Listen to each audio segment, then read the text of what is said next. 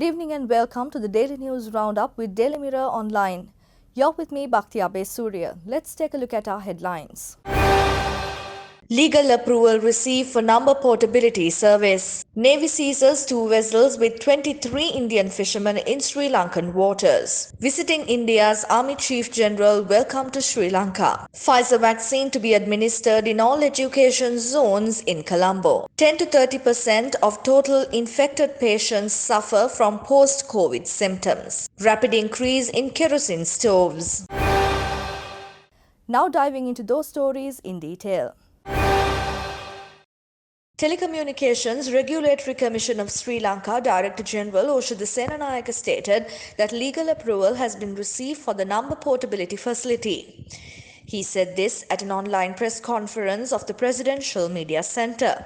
The number portability facility will enable customers to retain their telephone numbers while changing from one service provider to another. 2 Indian fishing vessels have been taken into custody by the Sri Lanka Navy with 23 Indian fishermen aboard while poaching in Sri Lankan waters in seas east of Point Pedro and Vettalakeni.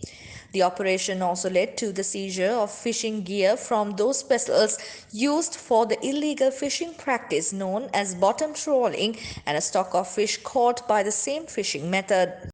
Visiting India's Army Chief General Manoj Mukund Narwane was welcomed by his Sri Lankan counterpart and Chief of Defence Staff General Shavendra Silva at the Army headquarters yesterday.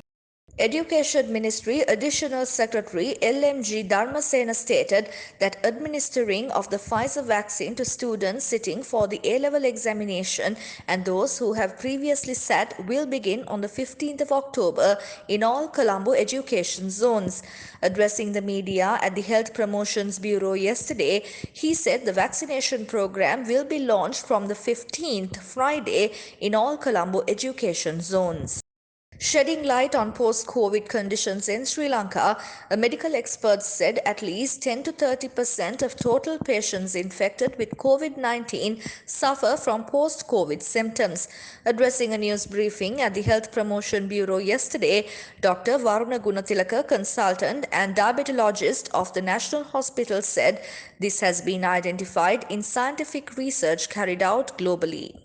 The PETA United National Association of Self-Employed Traders stated that due to the sudden increase in the prices of domestic gas, a trend has been created to buy kerosene stoves and electric cookers from markets around the country, including in PETA. For further details on the stories, visit our website www.dailymirror.lk. Thank you for tuning in. I'm Bhaktiyabeh Surya and this is the Daily News Roundup.